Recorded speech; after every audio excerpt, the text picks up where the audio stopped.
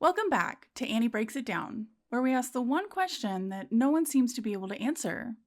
What on earth is happening?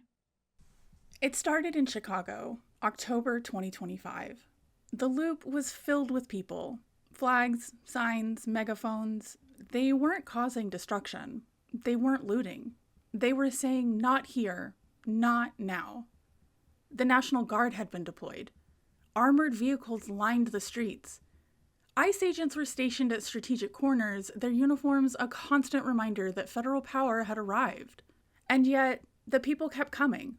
Students, workers, parents, neighbors, people who just wanted to make a stand to say, this is our city, not your battlefield. On the news, it looked different. The cameras rarely lingered on the faces of ordinary citizens. Instead, they captured the flash of shields, the tense clusters of soldiers, the fleeting moments of chaos when someone stumbled, when someone shouted. Riot, the headline said, clashes with law enforcement. And I couldn't stop thinking about that word. Riot. Not a protest, not a stand, a riot. Because if it was a riot, then someone had to be criminal. And if someone was criminal, then the law had been broken and the consequences have to follow. Or so we're told. We say we're a nation of laws. We say that nobody is above them. And yet, sometimes the line between a criminal and a patriot feels thinner than anyone wants to admit. Think about history. Think about every act of defiance that made this country what it is. The Boston Tea Party? Not legal. The colonists dumping tea into the harbor? That's breaking property laws and resisting authority. The revolution itself? Sedition. By the strictest reading of the law, these men were criminals, but today we call them founders.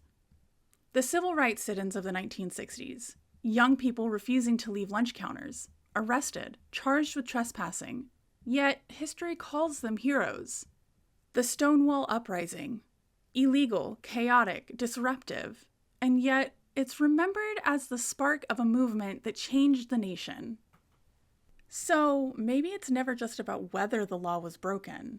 Maybe it's about why. And maybe even more than that, it's about who you're standing for. And that's what makes January 6, 2021 so compelling. A mob storms the US Capitol. Windows shattered, police assaulted, a gallows raised outside, democracy interrupted. By any measure, the law was broken.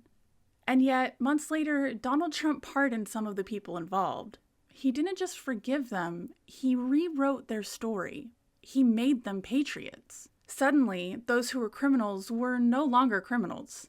Their actions were reframed, their motives reinterpreted, and what had looked like a violent, unlawful mob became defenders of freedom, defenders of a nation in peril. And that's the moment when the line between criminal and patriot becomes clear, but also deeply unsettling.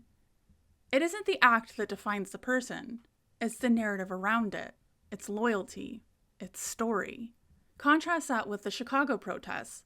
Ordinary people stood against ICE and the National Guard.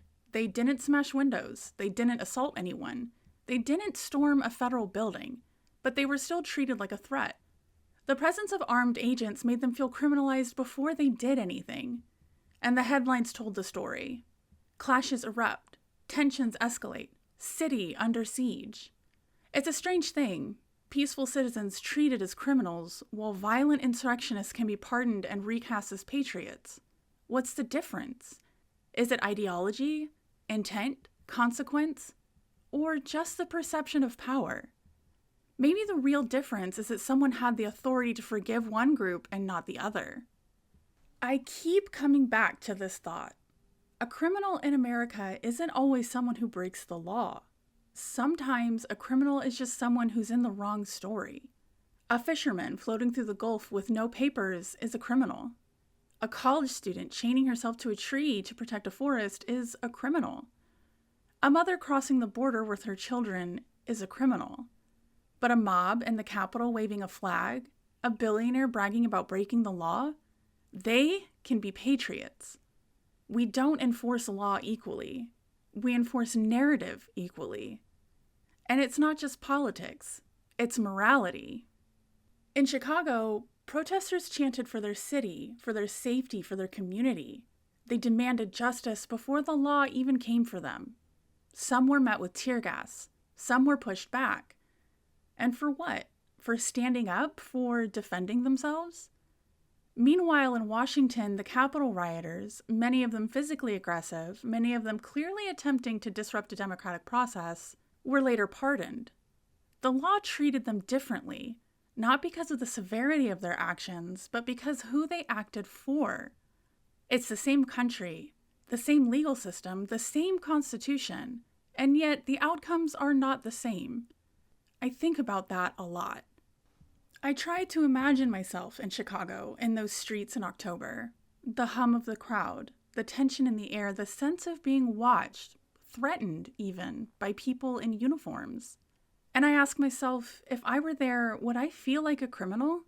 Or like a citizen asserting my rights? And then I think about January 6th, and the question flips. If I were inside the Capitol that day, would I feel like a patriot? Or would I be a criminal? And more importantly, who would decide which? Because that's the real difference, isn't it?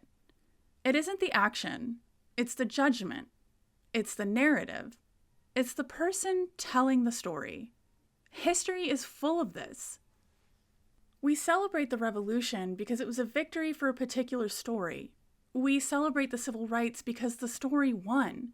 We celebrate the Stonewall Uprising because its story became the foundation for recognition and change. But every act of rebellion is a gamble. It can become legend, or it can become a crime. And in America, which side you land on often depends on who's in power, who controls the headlines, and who controls the pardons. And that's why I think about patriotism so carefully, because patriotism isn't waving a flag or shouting a slogan. Patriotism isn't even about loyalty to a person. Patriotism is a loyalty to principle, the idea that the country itself, the Constitution, the rights, the community, deserves defense. A patriot doesn't need a pardon. A patriot doesn't need a narrative spun. A patriot acts from principle even when there's no forgiveness waiting. And that's why so many pardons feel hollow, because they don't forgive principle. They forgive allegiance. In Chicago, the protesters didn't need pardons. They needed recognition. They needed protection. And yet, in the eyes of some, they were criminalized for their courage.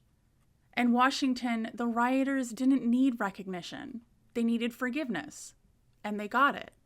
Same acts of defiance, different outcomes, different labels, different histories. The quiet, unsettling truth is this. America doesn't always punish lawlessness. America punishes those it can afford to punish. America forgives those it chooses to forgive. The line between criminal and patriot is never defined by law alone.